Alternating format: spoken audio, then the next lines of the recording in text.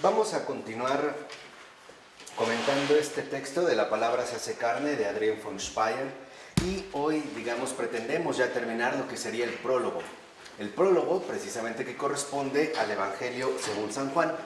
Para ello, pues, nos vamos a concentrar primero en este versículo 17 del capítulo 1, cuyo texto dice: porque la ley fue dada por Moisés, la gracia y la verdad fueron dadas por Jesucristo. ¿No? Entonces, aquí hay como dos ámbitos que se irán comentando, que se irán desplegando en un primer momento, y es la noción de ley o la cuestión de la ley y la cuestión de la gracia, ¿no? Tal y como se menciona en el Evangelio según San Juan, en el prólogo, es decir, en el versículo 7 del capítulo 1. ¿Qué es lo primero que nos empieza a compartir Adrián? Es lo siguiente, dice: ni la ley es la plenitud, ni la han recibido todos, ni ella contiene gracia y verdad. Esa es, como la primera referencia, ¿no? El contextualizar bien esta cuestión que estamos mencionando. Obviamente se refiere a la ley dada por Moisés. Podríamos decir a la ley en la cual se sustentó el Antiguo Testamento. Dice, ni la ley en cuanto a tal es la plenitud, ni la han recibido todos, porque estaba destinada al pueblo de Israel, ni ella contiene gracia y verdad. Dice, en un primer sentido, debemos captar que la ley es solo una preparación, un estadio previo, casi solo un andamiaje para la casa a construir. Dice, ahora, una vez que la casa está en pie, el andamiaje ya está de más. Entonces vemos que la ley en este sentido es una preparación, ¿no? En cuanto tal. La ley en un primer momento es preparación. No es algo ni definitivo ni absoluto. ¿Por qué? Por lo que ahorita precisamente nos comentó Adrián. Porque ni es la plenitud ni ha sido recibida por todos, ¿no? Aquí ya vemos que tiene una cierta limitación. Vamos a decirlo así, la ley en cuanto tal tiene una restricción. Dice, pues si bien la ley es buena y proviene de Dios, está sin embargo todavía en relación con el pecado. Y ese es el segundo punto. La ley es en un primer sentido preparación, pero también mantiene una relación con el pecado. Ahorita lo iremos profundizando más, ¿no? Para ir distinguiendo, estos rasgos centrales que se están proponiendo. Dice, tiene relación con el pecado. Dice, en cuanto a la gracia del Señor, hay que comprender que la gracia anula y supera el pecado. Y por lo tanto, deja a la vez la ley tras de sí. Aquí vemos que hay un punto central. En el caso de la ley, en esta restricción concreta que posee, ¿es buena? Sí, pero es buena como preparación. Es decir, podemos decir que la ley en cuanto tal es un medio, no es un fin. Y en tanto medio se condiciona a su vez por la relación que mantiene con el pecado. De hecho, dice Adrián, la ley depende del pecado. ¿En qué sentido? En el sentido de que nosotros vemos cómo la ley es dada precisamente para evitar el pecado, ¿no? Y por eso vemos, por ejemplo, este acento negativo en muchas veces el resumen que se da de la ley. Por ejemplo, no matarás, no jurarás en falso, no darás falso testimonio, etc. O sea, es como una preparación que nos invita todavía a contemplar la relación con el pecado. Dice, sí, nos prohíbe, por ejemplo, ¿no? El pecado, pero no nos da la fuerza para evitarlo. Y este es un rasgo muy central, ¿no? Esto es lo que a veces comprendemos cuando a una persona, por ejemplo, le leemos los mandamientos, los comprende, pero la ley no le da la fuerza para hacerlo. Entonces, la ley en esta relación con el pecado es prohibición, en un tercer sentido, pero no nos da a sí mismo la fuerza para poder evitar este pecado. Es como una indicación. Vamos a poner esta especie de analogía. Es como una prescripción médica, como una receta médica. El doctor, por ejemplo, puede diagnosticar nuestro malestar, incluso puede detectar el cuadro general de la enfermedad y nos da una receta. Pero la receta no nos da, por ejemplo, la fuerza necesaria para cumplir el tratamiento. De hecho, podemos o no tomar, digamos, las indicaciones médicas. Algo así ocurre con la ley, ¿no? Es una prescripción en este sentido. Entonces, hay que tener muy presente que la ley, además de prohibición, es una prescripción también. Prescribe, digamos, lo que debemos evitar. Y en este sentido particular, en este sentido de preparación, lo que nos indica la ley es que precisamente es el pecado lo que nosotros debemos evitar. Perdón, ¿qué página estás? En la 164. Y dice Adrián, pero lo que es aún más funesto, por la existencia de la ley, el hombre es tentado a medir sus propias obras según la regla de la ley. O sea, en virtud de la ley, el hombre debe ser justo. Se da la ley y entonces en el hombre recae precisamente la responsabilidad de cumplir o bien no cumplir la ley.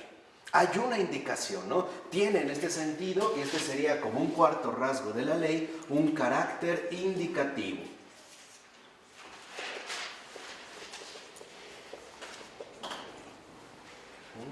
Posee la ley en cuanto tal un carácter indicativo que en efecto remite ahora al hombre y por lo tanto a la posibilidad que tiene de medir sus propias obras según la ley. Es decir, si en el cumplimiento de la ley se puede considerar un hombre justo, bueno, o bien un hombre injusto y malo. O sea, la ley en cuanto tal, ¿no?, como camino de preparación, todavía depende precisamente del hombre. ¿Por qué? Porque la ley le es dada al hombre. Y el hombre, por decirlo así, va a medir sus fuerzas con respecto a esta ley. O sea, con respecto al cumplimiento de la ley. En este sentido, el cumplimiento de la ley en cuanto tal depende de los hombres. Ahí es cuando precisamente, ¿no?, el hombre es tentado con la ley para medir sus propias obras. Entonces, podríamos ver que tiene un carácter indicativo, pero como un quinto rasgo en particular de la ley, también es medición humana. Ahora, qué bueno. También en este sentido es medición humana. En este sentido, todavía a través de la ley, el hombre es el que asume el protagonismo del cumplimiento o bien del incumplimiento. La referencia de la ley, o digamos, del núcleo central de la ley, sigue siendo en este sentido algo humano. Por eso dice Adrián, quien mide su vida de acuerdo con la ley, tiene una vara en sus manos que le posibilita medirla. Es decir, a través de la ley, el hombre se mide a sí mismo. Y aguas con esto, ojo con esto, porque esto es lo que nos hace entender la perspectiva global, ¿no?, digamos, comunitaria del Antiguo Testamento y del Nuevo Testamento. El hombre que cumple la ley tiene en sus manos una vara que le permite medirla, que es lo que habíamos dicho aquí precisamente, en tanto la medición humana nos lleva a el cumplimiento. Pero este cumplimiento es el cumplimiento humano. Y Adrián, por ejemplo, también en este sentido, ¿no?, nos menciona un caso. Dice, por ejemplo, si un cristiano confiesa, por ejemplo, que 3 veces no ha ido a misa en domingo, con ello también se entiende que ha ido a misa otros domingos. ¿No? O sea, ahí se está viendo el cumplimiento o no de la ley. Pero el cumplimiento o bien el incumplimiento de la ley recae todavía en el hombre, es decir, depende del hombre. Por eso dice, la ley en cuanto tal ata al hombre a él mismo y por eso le impide atarse a Dios. Y este carácter, digamos, este séptimo rasgo es un rasgo, por decirlo así, de atadura. Esta atadura es con la cual el hombre se ata a sí mismo en el cumplimiento de esta ley. Y es por ello que muchas veces, cuando nosotros quedamos atados por completo a la ley, no nos atamos realmente a Dios. O sea, cuando nosotros entonces adoptamos como la única medida de cumplimiento el deber por el deber. Ejemplo, muchos cristianos podemos ir a misa los domingos según la ley, no según la gracia. ¿Por qué? Porque puedo ir a misa los domingos por mero cumplimiento, es decir, como una cuestión enteramente rutinaria, o bien por temor a caer en pecado mortal, o por conveniencia para obtener algún favor especial del Señor, pero no lo vivo como gracia, lo vivo en este sentido como ley. Entonces, la atadura es la atadura justamente del deber. Por eso, los que se atan a la ley no se atan, no pueden quedar atados a Dios. Y el ejemplo más concreto son los fariseos, que hacia allá nos vamos a dirigir. Por eso, para los fariseos, digamos que el diálogo que establecen con Jesús es prácticamente incompatible, porque los fariseos defienden, ¿no?, a diestra y siniestra, a capa y espada, la atadura a la ley, y por lo tanto a la medida que establecen ellos mismos. Mientras que Jesús lo único que ha indicado es que en realidad la ley es una preparación. Es una preparación que en efecto nos lleva en un primer momento a, digamos, renunciar al pecado para poder acceder al amor. Y aquí lo que estamos viendo es la gran transición del Antiguo Testamento al Nuevo Testamento. Hay un traspaso fundamental entre uno y otro. Entendamos, no es una ruptura, es un crecimiento. Pongamos otro ejemplo sencillo. Puede darse que a lo mejor, ¿no?, a una persona, en el caso médico que pusimos, le recetan un medicamento y no se lo toma. Y a lo mejor su mamá o su esposo o su hermana, alguien cercano, está atrás de él, diciéndole, tómate la medicina. O sea, finalmente lo está llevando a un cumplimiento y por lo tanto, en un principio, a una atadura, o sea, al cumplimiento del deber. Pero si esta persona crece, por ejemplo, y madura, se dará cuenta que en efecto no solo debe tomar la medicina, sino que tomará la medicina, por ejemplo, por amor a sí mismo y a los demás, ¿no? O sea, la dimensión en este sentido ya sería muy diferente. Entonces, aquí vemos el núcleo central de la incompatibilidad entre los fariseos y Jesús. La incompatibilidad todavía actual entre los cristianos que se apegan a la ley y los cristianos que viven según la gracia. Se trata, por así decirlo, de dos actitudes existenciales muy diferentes, muy distintas la una de la otra. Por eso añado, y esto de verdad es muy delicado de meditarlo y de entenderlo, porque la tentación de atarse a la ley es muy fuerte y muy sutil en cada uno de nosotros. De hecho, de cierta manera, y dicho sea de paso, uno de los problemas que se pueden detectar en esta contemporánea degradación de la experiencia creyente es el apego ciego a la ley, es decir, a la atadura en el cumplimiento del deber, donde lo único que queda medido es uno mismo. Donde ahora podemos evaluar, por ejemplo, nuestra altura cristiana según el cumplimiento o el incumplimiento de la revelación, que para nosotros más bien no tiene el carácter de gracia, sino que más bien tiene el carácter de ¿qué? De ley. Por ejemplo, hay muchos cristianos que consideran que ya la libraron si no faltan a ninguno de los 10 mandamientos. Ya, con eso es suficiente. Con eso prácticamente tienen garantizado su pase VIP al reino de los cielos. Ya, o sea, piensan que con cumplir la ley ya lo es todo. Dice Adrián, el hombre puede hacer el intento de mantener la ley. De hecho, puede dedicarse a esa especialidad. Y entonces empieza a volver estrictamente, ¿no?, apegado a la ley. Aquellos que se vuelven hasta escrupulosos en el cumplimiento de la ley. Aquellos que consideran, por ejemplo, que para participar en una celebración litúrgica hay que hacerlo bajo estas condiciones, bajo estas circunstancias, de esta manera, de esto, aquello. O sea, se convierte en una especialización. Y este es, digamos, el octavo rasgo que podemos destacar con respecto a la ley. También su posibilidad de especialización. Hay muchos, por ejemplo, vamos a hablar sacristanes, para que vean que aquí entramos todos, ¿eh? Sí, aquí nadie se libra, sacristanes, que son muy quisquillosos en el servicio que realizan, pero no lo hacen por gracia, lo hacen por deber, porque ellos están convencidos que las cosas así se tienen que hacer. Es decir, lo hacen porque se están midiendo a sí mismos. Y esto, y lo digo de una vez, no es nada agradable al Señor. Nada agradable. Porque en último término, nosotros nos estamos poniendo como la vara de medición, ¿no? Por ejemplo, anuncian que va a haber la visita del obispo. Entonces todos, se altera, no, el mantel, no, esto no va aquí, el libro, gíralo, la vela. Eso es pura ley. Es pura ostentación.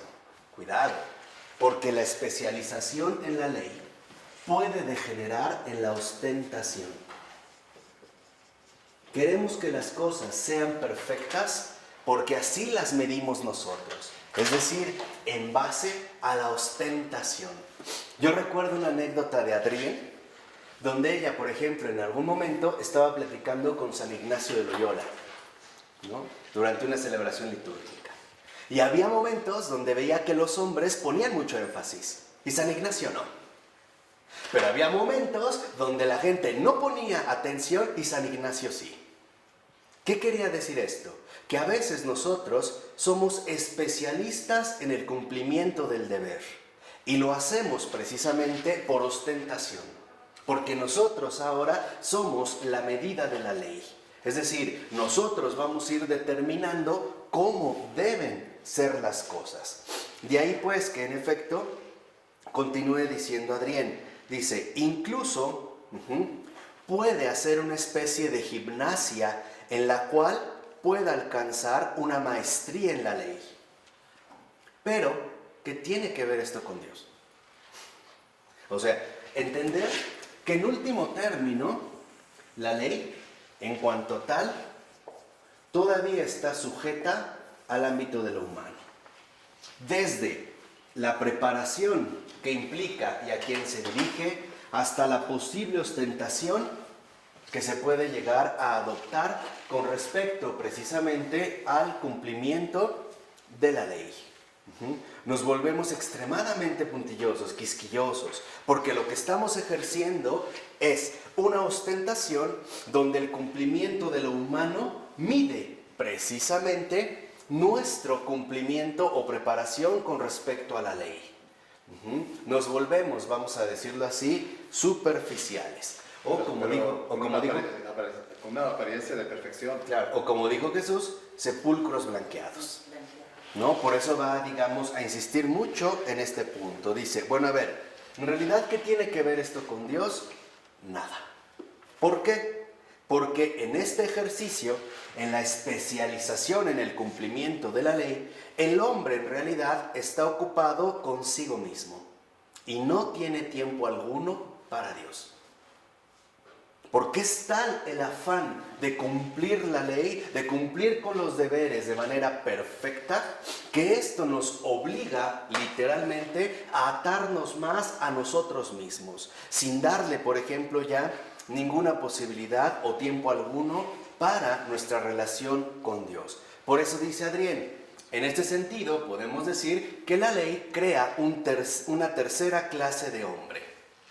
Una tercera clase de hombre entre el pecador normal, que nada sabe de sí mismo, excepto que es un pecador, y el redimido por Cristo en el amor. Dice, esta tercera clase de hombre es los que quieren justificarse por sí mismos. O sea, la ley en cuanto tal, y en cuanto se refiere precisamente todavía al ámbito humano, asume un carácter de justificación desde el hombre. El hombre, por ejemplo, ahora es el que va a determinar qué es lo justo y lo injusto, lo puro y lo impuro. Y lo va a hacer en la medida en que él mismo se afana por completo en el cumplimiento de la ley. Y por lo tanto, esta justificación es una justificación según la aplicación al cumplimiento de esta ley. O sea, aquellos que creen que cumpliendo los deberes ya están salvados.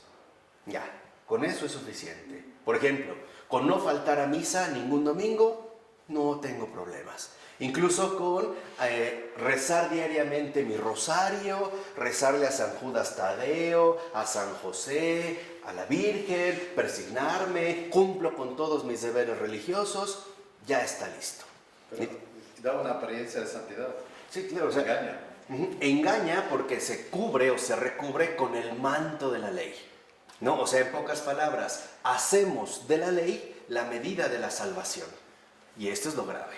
O sea, esta justificación viene de que hacemos de la ley, no, la ley en este sentido se convierte en la medida de la salvación. Podríamos decir que en este sentido, en esta tercera clase de hombres, ya no se requiere a un Salvador. Basta la ley para poder alcanzar precisamente esta salvación. Que de hecho es en lo que se fundamentaban, por ejemplo, los fariseos, ¿no? Para ellos, Dios no tiene que encarnarse como un Salvador. Basta el cumplimiento de la ley para que finalmente se pueda alcanzar esta medida de la salvación. Entonces dice, bueno, en esta tercera clase de hombres, en cada caso, ellos ciertamente logran llegar al nivel de perfección que su propia inteligencia concibió y que su voluntad propuso como objetivo. O sea, en esta medida de la salvación, a su vez, hay dos factores en juego.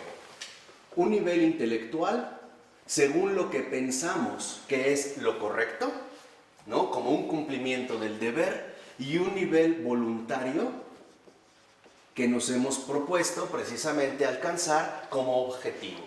O sea, lo pensamos y lo queremos. Entonces, ahora nosotros vamos a decidir cómo se tiene que realizar la salvación. Y por lo tanto, ya no vamos a permitir que Dios nos diga qué hacer o qué dejar de hacer. No, simplemente para nosotros las cosas ya son de esta manera. Hay una idea, ¿no? En el ámbito intelectual, hay ideas que confundimos con la realidad objetiva de la salvación, y en el ámbito voluntario hay objetivos que nosotros confundimos con la redención. No sé, tanto en el ámbito teórico como en el ámbito práctico, es el hombre el que va a establecer entonces la medida misma, precisamente, de la salvación. Esto es... No entendí el acto voluntario. No entendí.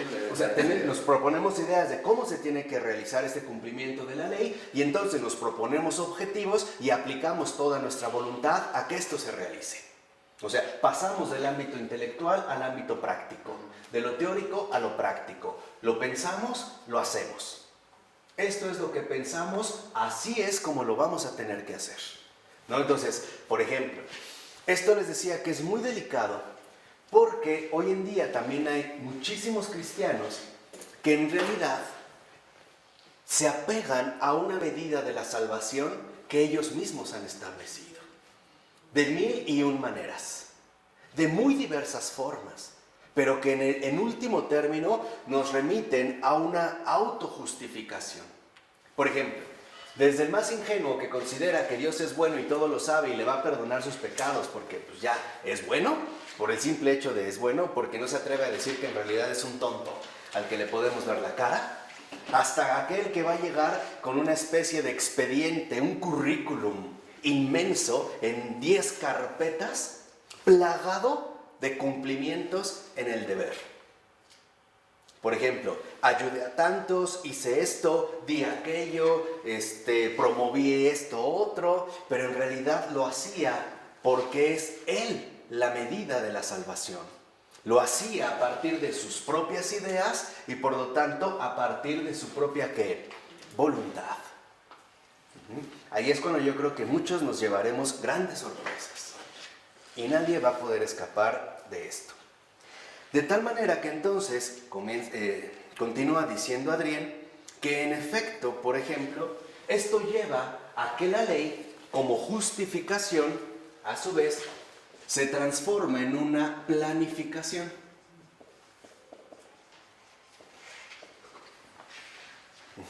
Vean cómo va adquiriendo, ¿no?, de manera precisa la forma errónea, por ejemplo, de la ley. ¿Cómo se va ahora la ley? Precisamente en esta habilidad o maestría que adquirimos en la especialización, precisamente a través de una planificación donde, como dice Adrián, con una maestría continua y planificada, evaluamos y medimos errores y pecados. Pero también establecemos exigencias con respecto a las virtudes. Entonces, podríamos decir, esta planificación a su vez se desdobla en otros dos factores peculiares. Planificación de los pecados, por ejemplo, tantas faltas, pero también planificación de las virtudes. ¿Por qué? Porque nosotros mismos nos asumimos como la medida única de la salvación. ¿Reconozco mis pecados? Sí. Pero para mí el pecado más bien es el incumplimiento de la ley. Aguas con esto. Aguas cuando nosotros creemos que faltar en el deber es un pecado. Eso no es un pecado, El pecado es la falla en el amor. Eso es pecado. Cualquier falla en el amor es pecado. No cualquier falla en el deber es pecado, ¿no? De ahí pues que, por ejemplo, Teresa de Calcuta, recordándonos lo esencial del cristianismo, dijera en una de sus oraciones muy bellas: Señor, tal vez no hice lo que debía, pero hice todo lo que pude. Ahí lo vemos, o sea, no es el cumplimiento escrupuloso del deber. No es que, por ejemplo, en el momento de la consagración se tienen que vaciar exactamente 15 mililitros de vino. 16 ya se echó a perder. O no sé si han notado que de repente, no sé, empieza la celebración litúrgica y a lo mejor el coro se equivocó y mucha gente voltea como molesta, ¿no? Y decimos, qué falta de respeto, qué falta de aplicación. O alguien se equivocó, tartamudeó en la lectura. O alguien tosió, estornudó y lo queremos linchar. ¿Cómo es posible que no cumpla con su deber? No, el cristianismo no es un deber, no es un mero moralismo. El cristianismo no es legalismo. El cristianismo, como ahorita lo veremos en cuanto tal, es gracia. De ahí es un camino en marcha, estamos en marcha siempre. Por eso no se limita, estamos siempre en marcha. Por eso es que no hay planificaciones. O sea, no hay una planificación estricta entre qué sí y qué no. Y por eso nunca podemos decir que somos santos. No. Cada día es más. No podemos decir nunca que somos santos, pero sí que estamos en camino de santidad. Exactamente. Eso sí, en camino de santidad, de hecho es cristianismo. Hacia la santidad. Sí, o sea, estamos ya en camino de santidad, o sea, hacia allá avanzamos, ¿no? Hacia allá, digamos, nos orientamos, hacia allá es que nos hemos puesto en marcha. Y para ello no puede haber planificaciones, ni con respecto a los pecados y tampoco con respecto a las virtudes. ¿Por qué? Porque en esta planificación, y eso es lo grave, lo que está de fondo es una planificación del mal, pero también una planificación del bien, según las medidas humanas. ¿Qué quiero decir con esto? Y esto es como muy fundamental, que en esta planificación, cuando nosotros establecemos nuestro cumplimiento del deber como la medida de la salvación, le pondremos también un límite al mal, suponiendo que, por ejemplo, los pecados se limitan solo a ciertas cosas. Y lo peor, que el bien se limita solo a ciertas cosas también. O sea, solo finalmente aquello que nos vaya proponiendo, en este caso, el deber. Ejemplo, si nosotros fuéramos realmente escrupulosos en el cumplimiento del deber, podríamos decir que entonces nadie podría ser enfermero. Porque en el cumplimiento del deber se me dijo, no matarás. Nunca me dijo, sí revivirás.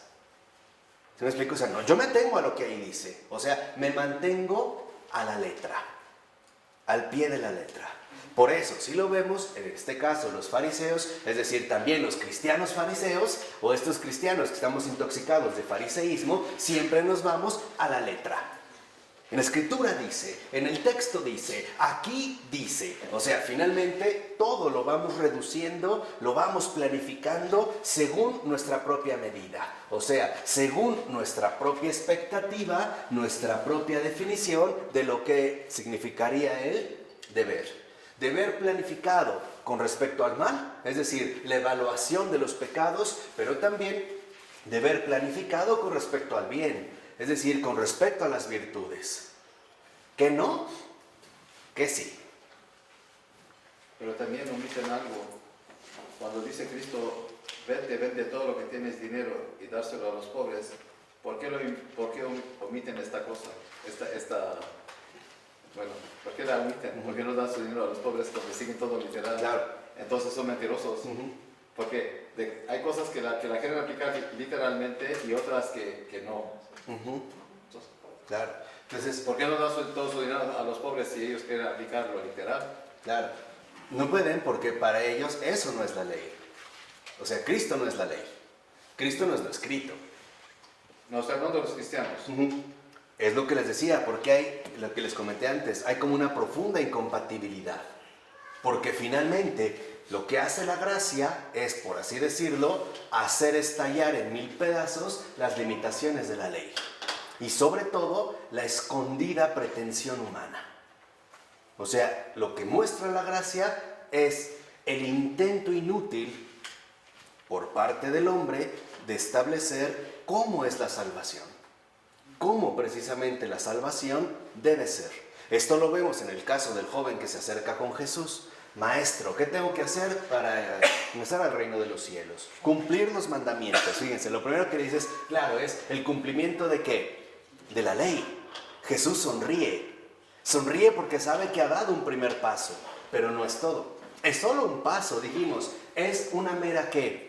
Preparación. Como dijo Adrián, es como un andamiaje. Podemos poner andamios al construir una casa, pero una vez que la casa está construida, los andamios se van al carajo. O sea, ya no los necesitas, porque ya llegaste a la construcción. Cuando le dice, bueno, ahora lo que le está diciendo en este momento al joven es muy sencillo.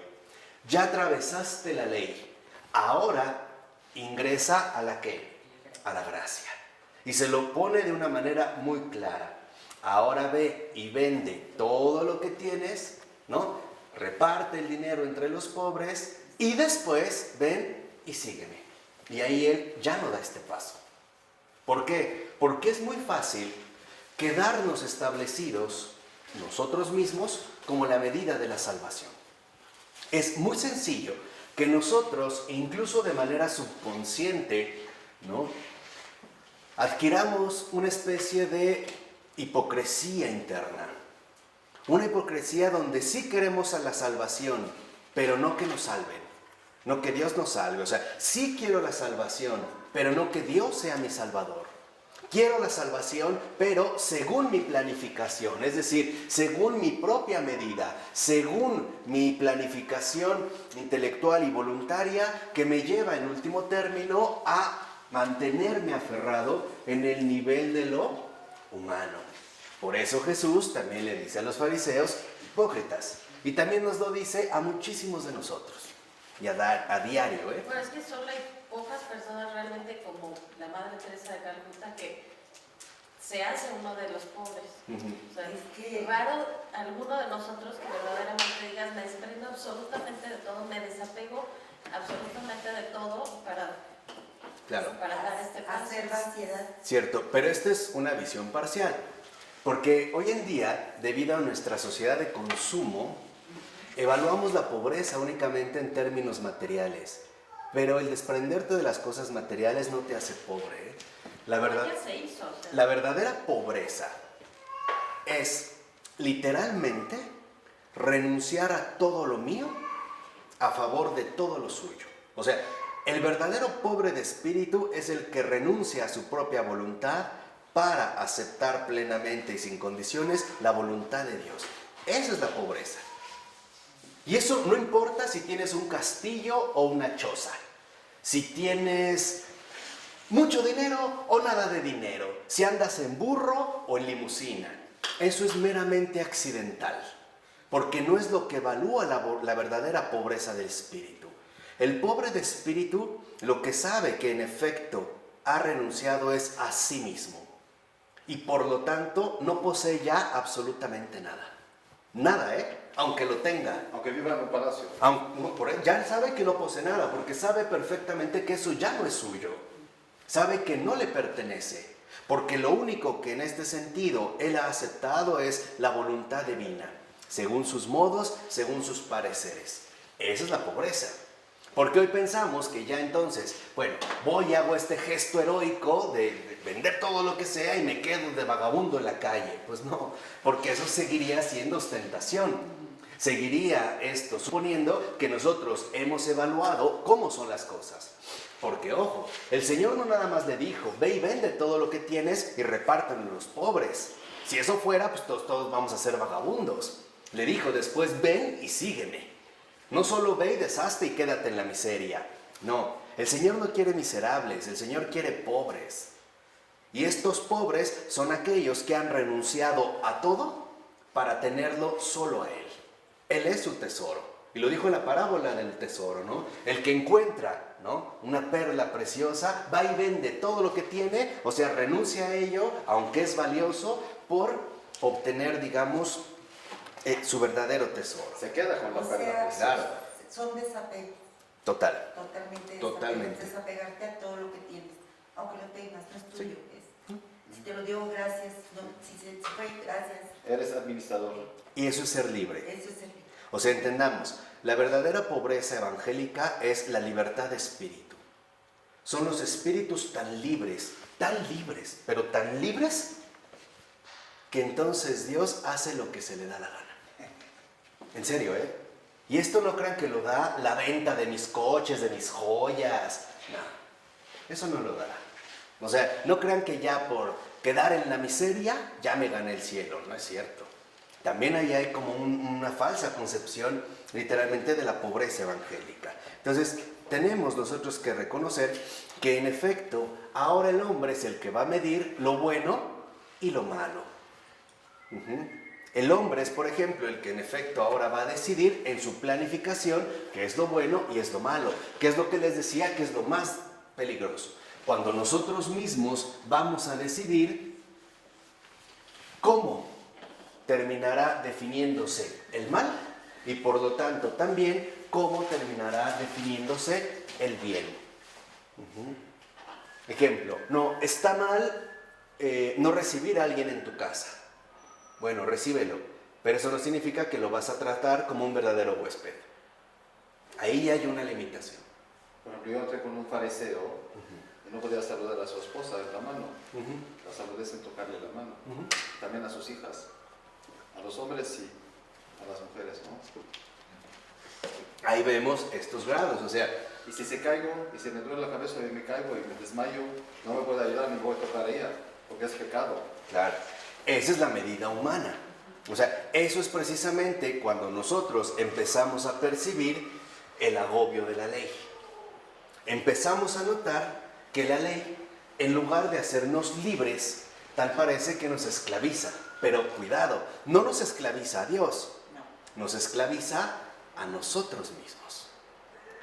Por eso lo que vemos es que Jesús, en su actitud, muestra que lo fundamental no es el deber, lo fundamental es el amor. Y no es el apego a uno mismo, o sea, el apego a lo humano, sino el apego a lo divino. Por eso vemos cómo una de las cosas que más le reprochaban era su trato frecuente y ordinario con pecadores y con prostitutas. O sea, aquello que encarnaba de manera drástica la representación o el imaginario social de lo que era ¿qué? El mal. En cambio, el bien se había ahora instalado imaginariamente en estos imaginarios sociales que viene descrito Charles Taylor en esta época contemporánea, en un libro que así se titula Imaginarios Sociales Modernos, que es pero extraordinario. Se había precisamente, básicamente, ¿no?, establecido en el Sanedrín, compuesto por los sumos sacerdotes, los doctores de la ley, ¿y quiénes más? Y los escribas. Ahí está, digamos, como la concentración o la limitación en el bien y por lo tanto también la contraposición profunda con respecto ¿qué? Al mal. Y el Señor insistió, no juzguen porque no saben. O sea, no queramos establecer fronteras nítidas entre lo puro y lo impuro. Entre lo debido y lo indebido. Porque los caminos del Señor son muchos. Y son realmente muy distintos a lo que nosotros podríamos suponer. Dice, ahora, en efecto, el ser humano sí puede alcanzar una maestría en el cumplimiento de la ley. ¿Por qué? Porque la ley la tiene en su mano y la va a asumir como una medida. Dicho de otra manera, a través de la ley el hombre se mide a sí mismo. Y esto también el propio Evangelio nos lo mostró en la parábola tan hermosa donde sube, ¿no?, finalmente el publicano y el fariseo. Y el fariseo le da gracias a Dios por no ser como uno de ¿no? Levantado. O sea, y es cierto, eso es lo que ha generado la ley. O sea, a través de la ley, el hombre se ha medido a sí mismo y se ha medido en grandeza.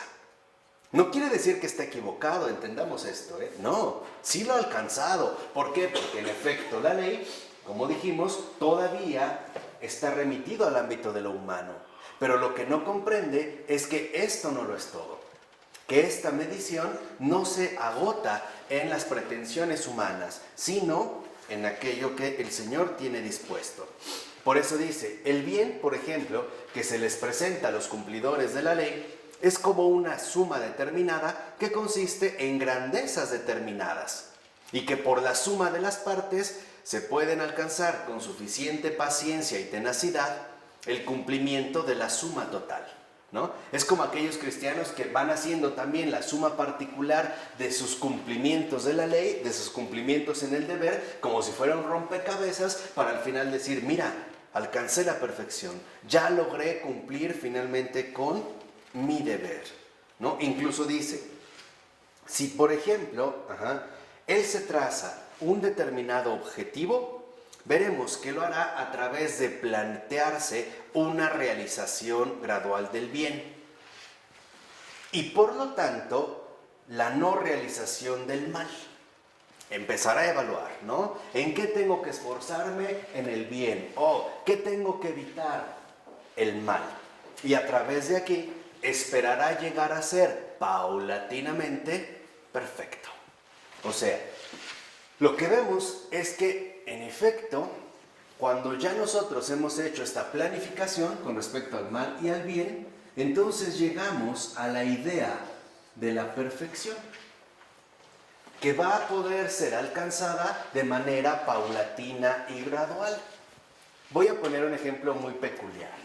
Es como alguien que considera que va a vencer su voluntad a través de renunciar a tomar café con azúcar. Entonces le ponía 3 cucharadas. No, o ahora le pongo 2,5.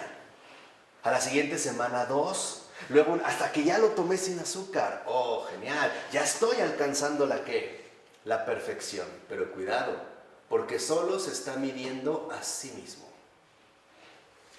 No está realmente en una relación profunda con Dios. Únicamente se está midiendo a sí mismo. Dice en este sentido Adrien, en esta ocupación que llama perfección, en la cual se va a aplicar, ¿no? Ahí está la aplicación con respecto a la ley. La perfección se verá entonces a su vez bajo 2 elementos complementarios, ocupación y dedicación. Gradualmente irá avanzando para alcanzar su supuesto ideal de perfección. Dice, en esta ocupación encontrará inevitablemente la encrucijada ante la que todo se decide. Y esta es la encrucijada. O él conserva la medida del bien y del mal en sus manos, y entonces se convierte en un fariseo, o bien supera la situación de la ley y sumerge su bien y su mal en la gracia y verdad de Cristo, y con ello le deja la medida a Dios. En pocas palabras, a través de esta supuesta perfección, nos vamos a ver remitidos a una disyuntiva crucial. O él o yo. Y aquí es donde todo se va a decidir. El fariseo ya sabemos por qué optó.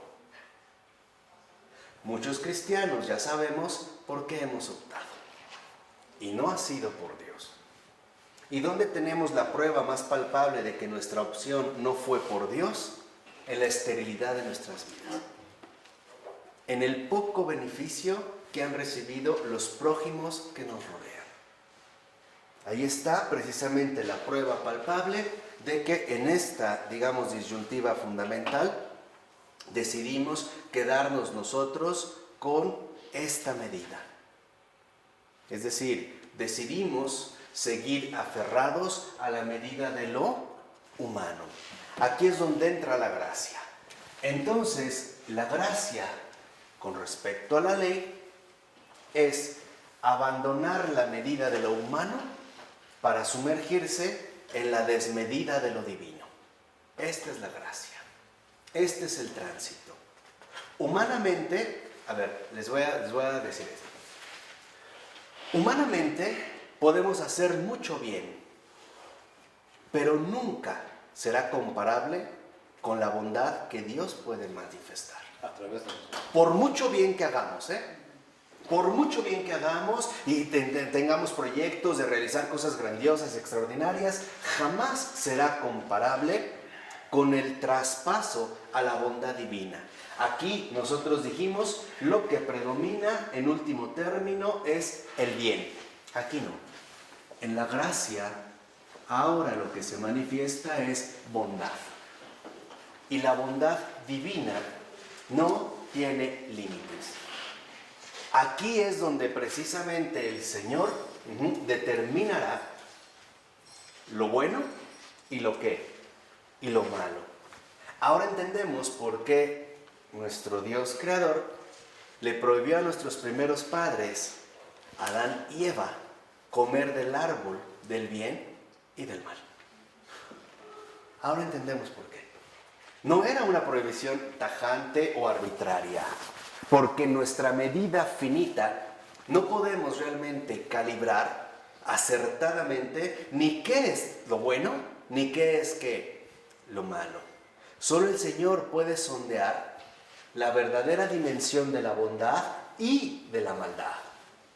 Hay cosas que para el hombre no son graves, pero a los ojos de Dios, por ejemplo, son gravísimas.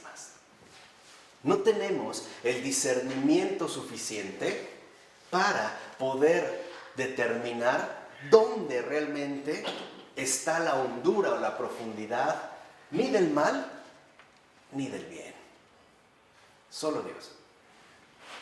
Esto es lo que ha traído consigo la gracia. La gracia lo que nos lleva es precisamente a ser partícipes, a comulgar con la bondad de Dios. En este sentido, la gracia, en tanto bondad, es comunión. Mientras que todavía en la ley no es comunión, es todavía distancia, separación.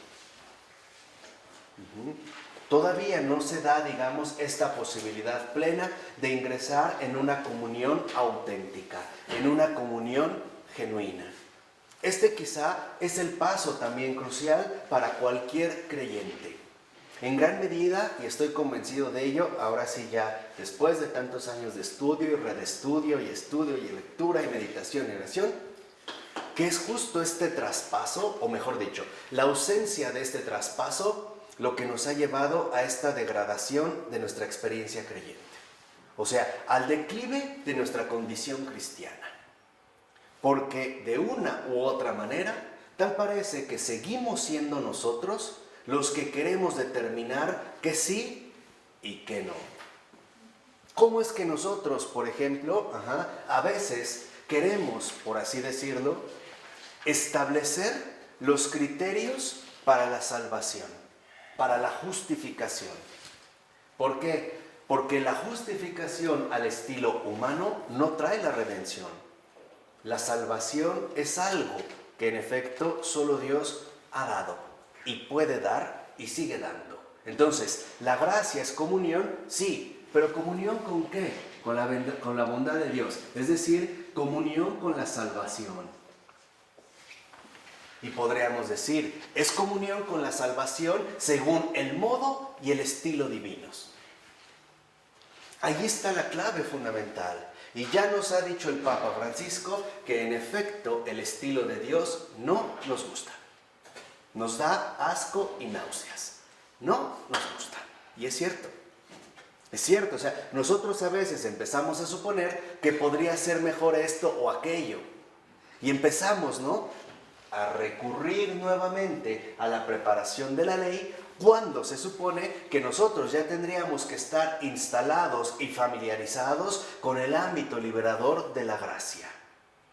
Porque para que nosotros, en efecto, podamos entrar en comunión con la salvación, podamos comulgar realmente con Jesús, tenemos que quedar libres de nuestras propias limitaciones. Entonces, cuidado. En el caso de la ley, la relación es con el pecado, con la gracia ya no.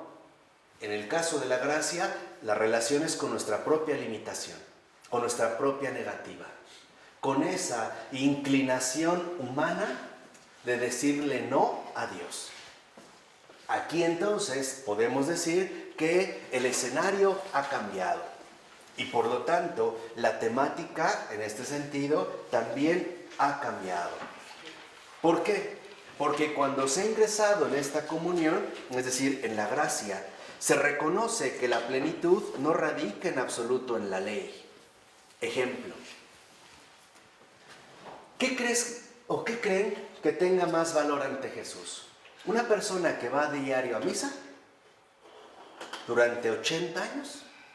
¿O una persona que comulgó una sola vez en su vida con verdadero deseo y amor?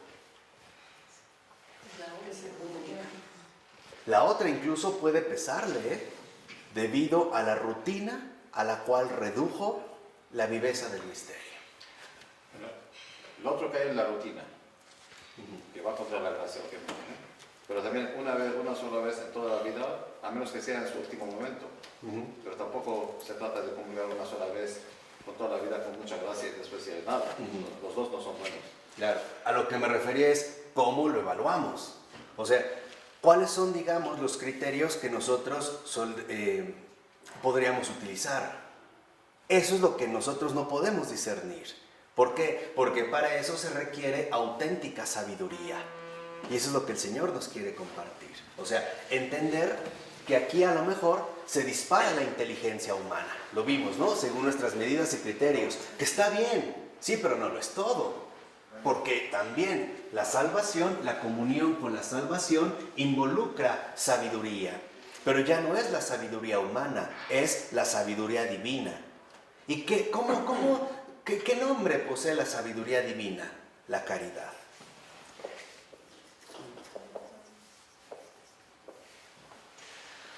Y la caridad, nosotros en realidad no podemos definir hasta dónde, o cómo, o qué, precisamente. Hasta llegar a ser todo en todos. Claro, o sea, bueno, esta se supone que es la finalidad, pero los modos, por ejemplo, de proceder de Dios pueden en efecto ser muy distintos. Pueden ser en efecto muy diferentes. Les comentaba en el caso de la comunión, por ejemplo. Nosotros de antemano supondríamos que siempre es preferible recibir la comunión, ¿no? Si lo tenemos, lo recibimos. Bueno, en una ocasión a Santa Gertrudis, y lo vimos, el Señor demuestra que no es necesario eso, que si en el parecer divino es mejor privarse de este gusto según la sabiduría de Dios, eso es más meritorio que recibirla por pura autocomplacencia. Vean, para que vean nosotros nuestros criterios a veces torcidos. O sea, en síntesis, nosotros solo juzgamos las apariencias. El Señor no se deja ir por las apariencias. No crean que una persona que va a misa diario es mejor que una que va incluso esporádicamente. No necesariamente es así. ¿Puede ser mejor? Sí. ¿En qué? En su especialización. en su ostentación, digamos, en el material que tiene para decir que va a misa todos los días. Y por lo tanto, y aguas con esta arma de doble filo, para reprocharle o echarle en cara al otro que no va a diario, por ejemplo. Y esa ya es una ofensa. Eso es el fariseísmo. O sea, a lo que nos lleva el fariseísmo es a decir, yo sí, tú no. Y entonces se establecen enjuiciamientos. Ahí les digo, se trazan claramente, ¿no?, las fronteras, por ejemplo, entre lo puro y lo impuro. Y además, reconocemos que en la caridad, lo que está en juego es la plenitud, no lo finito.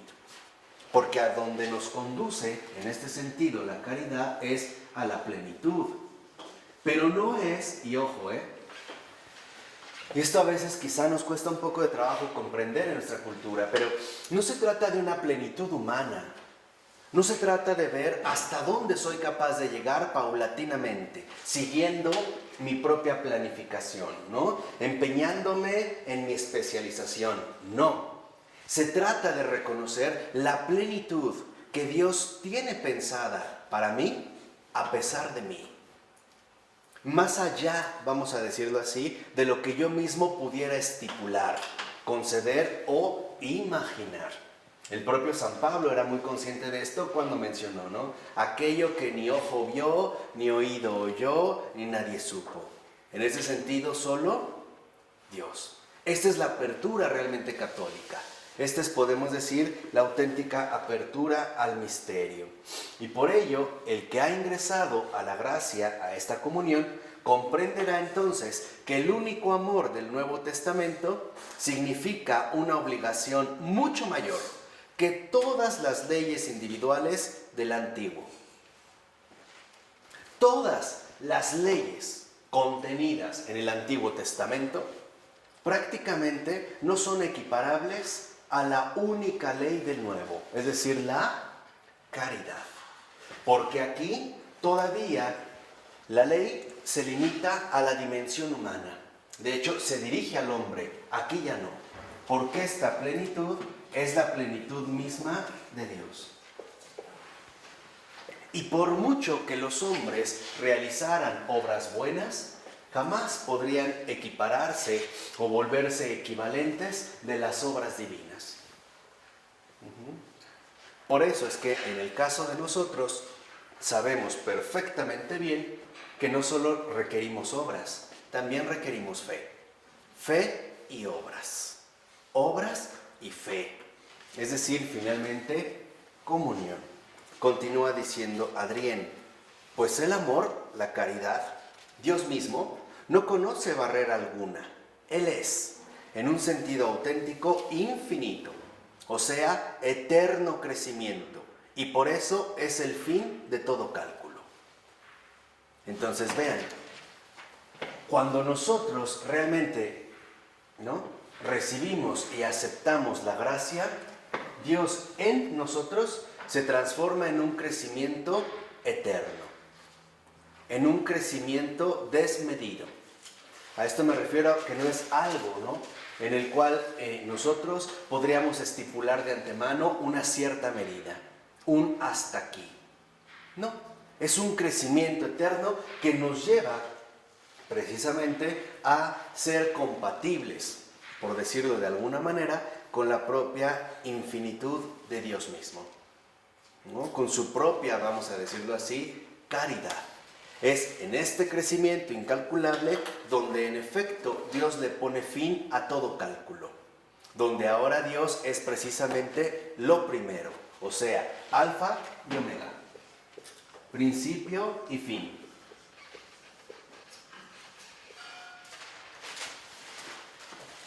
Hay muchos que en efecto toman a Dios como un principio, una gran inspiración, pero después se alejan de Dios y siguen su propio criterio. Es decir, siguen finalmente su propia justificación. Y hay otros que en realidad siguen siempre su propio camino y dejan a Dios al último, para los últimos casos, ¿no? Como esas personas decían que, bueno, Dios es el recurso último del hombre, ¿no? Ya cuando no nos quedó de otra, pues bueno, acudiremos a Él, ¿no? En realidad lo que vemos es que para nosotros ya no hay un principio ni un fin calculables. El alfa y el omega nos transporta a otra dimensión que no nos pertenece. Es finalmente la dimensión del amor mismo, que todo lo envuelve, que todo lo cubre, que en este sentido todo lo sostiene. Por ello ahora comprendemos algo muy fundamental, que el hombre no es la medida de todas las cosas. Es eso lo que comprendemos. Lo que se comprende precisamente desde la gracia es que el hombre es criatura y que Dios es Dios. Y que Dios es más grande que toda criatura. Y que Dios es lo único y lo verdaderamente esencial de todo. Y que todo lo demás es bueno, sí, pero nunca equiparable con Dios. Por ponerlo a lo mejor en términos mucho más familiares. Lo que entendemos es que una cosa es el creador de todas las cosas y otras son todas las cosas creadas. Es lo único, o sea, esta es la enseñanza fundamental de la gracia, o sea, nos recupera la cordura. Primero Él. Él es lo primero, no Él es el alfa y omega. Es esta confesión que en efecto nos lleva a dar el inicio en la vida de la gracia. A entender que ahora no son nuestras medidas las que nos van a justificar. Es Él mismo el que desborda incluso cualquier plan que tengamos de posible justificación, ¿no? Cualquier estrategia, por así decirlo, de salvación. Porque, como dice Adrián, solo en la infinitud del amor el hombre experimenta lo que en verdad es el bien. O sea, justo a partir de esta plenitud, ya no solo se limita con el bien, ahora también comprende la verdadera dimensión del bien. Es decir, ahora se comprende el bien a la luz de la verdad. Y aquí viene el segundo paso. En este alfa y omega, nosotros también descubrimos la verdad. Y vemos quizá cómo mucho de lo que nosotros consideramos que estaba muy bien, probablemente no estaba tan bien. Es más, no sería nada raro que en lugar de estar muy bien, haya estado más bien muy mal. Y nosotros estamos convencidos que no, que eso estaba bien.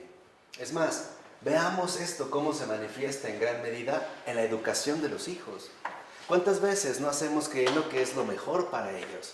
Y en realidad terminó siendo lo peor para ellos. ¿Por qué se dio? Porque no seguimos a Dios, nos seguimos a nosotros mismos. Porque nunca con sencillez le dijimos al Señor, ayúdame. Yo no sé cuál es la vocación, la misión que tienes preparada para esta criatura tuya. Yo solo quiero ser tu colaborador. Y que en pocas palabras, mi persona no interfiera con tu gracia, con tu obra. Aquí viene el punto donde de la verdad, en efecto, también pasamos a la vida. Porque vivir de esta manera, ciertamente, no es vida. Seamos sinceros, o sea, el apego escrupuloso a las reglas, las reglamentaciones, los deberes, etc., no es vida. Acaba con la vida del hombre. Entonces, podemos decir que en este sentido, el Señor nos ha dado la ley para superar la ley. Para eso. Es tanto como decir que a un bebé que empieza a caminar se le dio una andadera, pero para que después corra y mande al carajo la andadera. Ya es libre, ya aprendió, la necesitó, sí, pero hasta aquí. Era solo una preparación. En pocas palabras, era un medio, no era ¿qué? Un fin. Dice, en efecto, también el hombre, solo a partir de aquí, ahora, puede entender la dimensión verdaderamente trágica del pecado, porque no solo comprende desde la gracia el pecado, comprende, el mal y su relación con el pecado. Ahora capta la maldad y su relación con la muerte. Hemos entrado a una dimensión completamente distinta, a una dimensión que nos desborda por completo. Por ejemplo, dice, la ley Ciertamente, no es capaz de determinar y declarar sus pecados. Aún si ha cometido realmente las diversas maldades que él confiesa, sin embargo, la suma de esas maldades formuladas jamás se identifica con su real pecado frente a Dios. Dicho de otra manera, lo que yo he cometido humanamente no es equiparable con la ofensa que se ha dirigido a Dios, porque Él es Dios. Y por más que yo quisiera reparar el daño, no podría, por una sencilla razón. Yo soy finito y Él es infinito. ¿Cómo realmente se puede desagraviar a Dios? Humanamente hablando. Si entre nosotros vemos la imposibilidad que tenemos para el desagravio, ¿cuántas veces ofendimos o lastimamos a una persona y han pasado años y no lo hemos conseguido o no lo conseguimos? Intentamos recuperar su confianza, su entrega pura, su apertura sincera y no lo conseguimos. Si ni siquiera a veces somos capaces de enmendar nuestros propios errores, menos vamos a ser capaces, ¿no?, de, expiar las ofensas a Dios mismo. Por eso menciona Adrián que el arrepentimiento formulado según la ley es un arrepentimiento simbólico. Y el ejemplo más claro, por ejemplo, está dado en que había un día del perdón, un día de la expiación, que hasta la fecha se sigue conservando es Yom Kippur, ¿no? En los ámbitos ortodoxos judíos, rabínicos. Bueno, una de las cosas que hacían es que el sumo sacerdote, de forma simbólica, asumía los pecados de todo el pueblo y los pasaba a un toro o a un animal. Y a este lo mandaban al desierto. O sea, era finalmente una cuestión enteramente simbólica. Hoy nosotros no hacemos eso. Nadie, ¿no?, transfiere sus pecados a una paloma y la echa a volar. No. Era en este sentido de un carácter más bien simbólico, dice Adrián. Y a pesar de esto, sabe finalmente que detrás del pecado está la pecaminosidad, o sea, el lodazal de lo amorfo de su constitución. En pocas palabras, que detrás del pecado hay algo más grave, la iniquidad. Y esto es algo en verdad muy delicado. Porque lo que se opone a la bondad no es el pecado, es la iniquidad. ¿En qué consiste la iniquidad? La iniquidad es el ofender a Dios siendo que Dios no lo merece porque es bueno, santo y perfecto, porque es amor. Es fallarle a Dios precisamente sin la posibilidad de justificar este fallo. Esa es la iniquidad. Y eso es lo que hoy en día se pasa por alto. Tal parece que hemos reducido nuestro malestar a los pecados. Y hemos reflexionado muy poco sobre la iniquidad. Es decir, esta inclinación al mal que nos lleva a ofender a Dios de mil maneras sin que Él lo haya merecido. Esto lo vimos, por ejemplo, durante la exaltación de la cruz en el Viernes Santo, ¿no? Pueblo mío, qué mal te he hecho. ¿En qué te he fallado?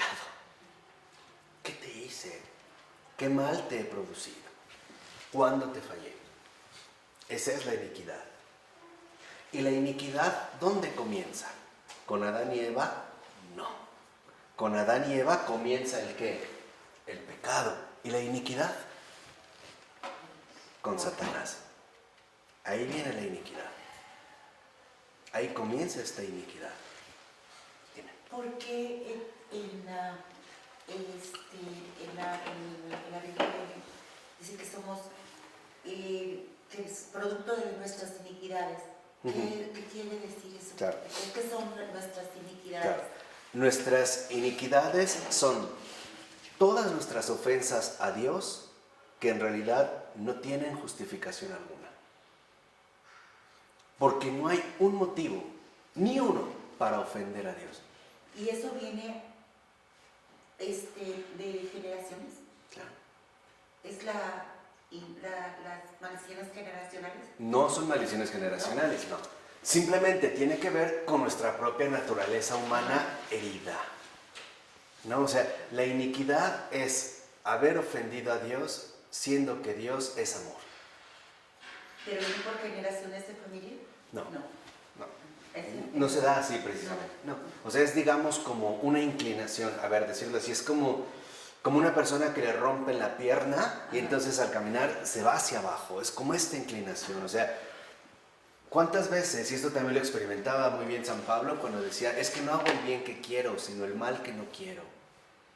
¿Cuántas veces, por ejemplo, un hombre le es infiel a una mujer, a su esposa, siendo que la mujer es realmente perfecta como mujer?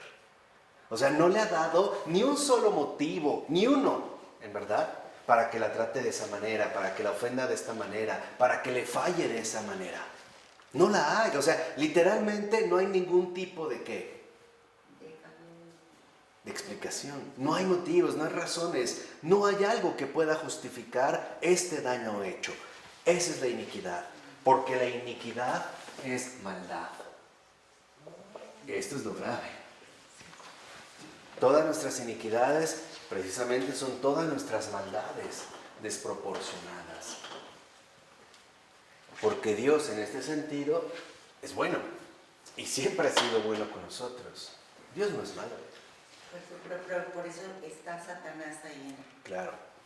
Por eso principalmente lo que vemos es que a partir de esta iniquidad, Satanás, es decir, el adversario, el adverso a Dios, lo que va a promover en la criatura es que también entre a formar parte de su grupo. El grupo de la iniquidad a través de cometer, ahora sí, ¿un qué? Un pecado.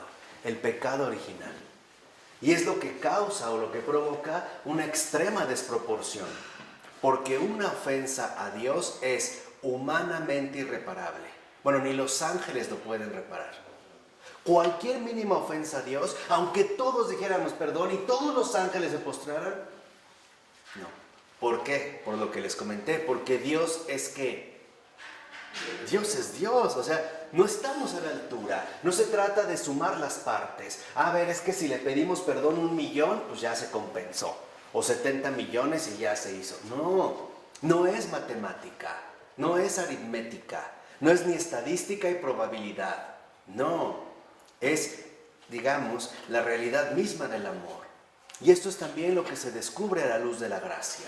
O sea, lo que realmente se descubre a la luz de la gracia es la bondad, pero también la maldad que poseemos. Porque me doy cuenta, sinceramente, no solo que cometo pecado, sino que sí soy malo. Que sí hay una inclinación en mí a la maldad. Y que quizá, si estuviera en las circunstancias adecuadas, sería incluso perverso. Hoy nosotros, lo que les decía, tendemos a juzgar muy superficialmente las cosas. Hoy de manera más ciega que antes, pero a veces nos escandalizamos cuando vemos el crimen que una persona cometió. Pero es muy probable que si nosotros estuviéramos en esas circunstancias, se hubiera mostrado algo todavía peor. Esta es como la intuición que a veces, incluso en ámbitos antropológicos, se ha mantenido cuando se menciona ese monstruo que cada uno lleva dentro, ¿no? Ese lado bestial que bajo ciertas condiciones se puede llegar a manifestar, ¿no? Aparece, digamos, la cabeza del dragón, que nos está ahí como acechando. Por ejemplo, a veces nos podemos plantear realmente qué motivos pudimos haber tenido o tener para ofender a Dios, sea de la manera que sea. O sea, en este sentido podríamos decir, no lo hay. Entonces, experimenta en efecto la iniquidad, esta maldad, ¿no? Que parece llevar consigo y después experimenta el pecado. Después. Primero en el orden de aparición va la iniquidad, la maldad y después el pecado. El ejemplo concreto está en que si nosotros vemos esta verdadera historia, veremos que el verdadero ofendido es Dios. Primero, sus ángeles. Después, su criatura. humana. Después, yo mismo. Él es el gran ofendido. Y no obstante, se presenta justo como el gran Salvador. Y todavía nosotros nos ponemos ofendidos con Él, ¿no? Invertimos, digamos, como los términos. Por eso insiste en este sentido Adrien que en último término, por más que a través de la ley se confiesen o se digan los pecados cometidos, Él no puede decir la verdadera dimensión de la iniquidad en la cual se ha basado este pecado. O sea, nosotros confesamos los pecados, pero no podemos decir ni expresar la iniquidad que llevamos dentro. No lo podríamos hacer, porque no lo podemos medir. Esto es algo que solo Dios en efecto puede sondear, y que puede sondear en cada corazón. Por eso dice, en último término, el hombre jamás podrá tener una visión global, auténtica, de su propia iniquidad. No la soportaríamos. Y aquí vemos un gesto muy bello del Creador, de su ternura. No ha permitido que tengamos acceso a nuestra propia dimensión de iniquidad, a nuestra propia iniquidad. El contemplarla un instante nos fulminaría, nos pulverizaría, nos haría polvo. Nadie podría sostener su rostro delante de Dios a través de contemplar su propia iniquidad, que vuelvo a insistir es más profunda que la maldad y muchísimo más profundo que el pecado. En la ley, lo que uno expone simbólicamente es el pecado. En la gracia, uno también reconoce la maldad e incluso confiesa la propia iniquidad. Y esto es algo completamente distinto. O sea, las magnitudes aquí adquieren, vamos a decirlo así, su dramática proporción, tanto en la bondad como en el caso de la maldad.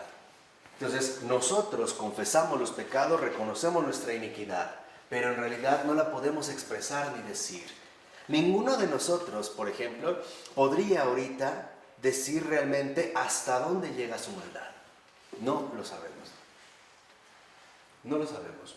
A veces se manifestará bajo ciertas circunstancias, pero eso no significa que hasta ahí hemos llegado.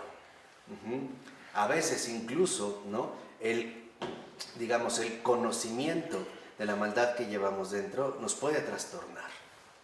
Nos puede llevar incluso a la locura, al trastorno radical de comprobar la monstruosidad, por ejemplo, que en efecto llevábamos ahí. O sea, este como vestigio, ¿no?, de iniquidad. Supongan en un estado quizá de desorden interior, matar a mi esposa. Y cuando me cae el 20, ver lo que acabo de hacer, a lo mejor yo mismo me suicido. Trastorna. Entro finalmente en el ámbito tenebroso de la demencia. Bueno. Dice en este sentido también Adrien, ¿Qué página marcó? 166. Okay. Por eso, en el momento de la absolución, en la gracia, percibimos la desmesura de lo que no pudimos decir.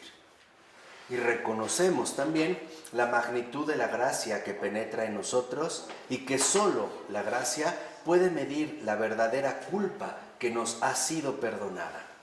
Por eso dice Adrien, qué profundo ha de ser nuestro abismo si es necesario tanto para llenarlo. Imagínense realmente el abismo que cada uno de nosotros posee, si es necesario tanto para llenarlo, es decir, la gracia divina. Por eso dice, la gracia y la verdad de Cristo son el fin de la gracia y de la verdad de la ley. La superación de una gracia y verdad finitas por una gracia y verdad infinitas. Ahora bien, gracia también existía en el Antiguo Testamento.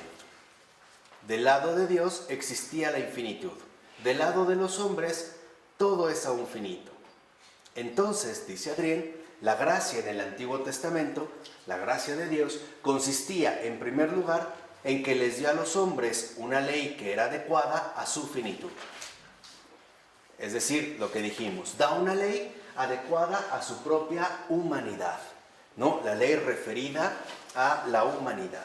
Dice, en el interior, por ejemplo, de una norma finita, el hombre puede alcanzar una justicia y una perfección finitas. Podemos decir que la ley nos propone lo mínimo. Es comenzar por lo mínimo. Mientras que la gracia nos ofrece precisamente lo máximo, lo que no podemos calcular. Por eso el Señor decía que quien no es fiel en poco, no es fiel en lo mucho. O sea, quien no es fiel en lo mínimo que es la ley, no es fiel en la gracia que es lo máximo. Hay, por así decirlo, una referencia particular entre lo mínimo y lo máximo. Si no comenzamos por acá, menos podremos contener lo que se propone acá. En este apego que ahorita pudimos describir antes. Dice, pero cuando Dios comenzó a medir con su propia medida infinita, entonces la ley se hizo pedazos entre sus manos. ¿Por qué? Porque por eso Dios envió al mundo a su Hijo, para no tener que medir más, para valorar todas las cosas de acuerdo con la infinitud de su amor. Ahora esa es la medida, vamos a decirlo así, que se ha dado para todas las cosas, para todas las criaturas. Ya no es un principio mínimo de ley, ahora es una medida máxima de lo inabarcable, en este caso de la caridad. La caridad, entonces, se presenta aquí como lo inabarcable.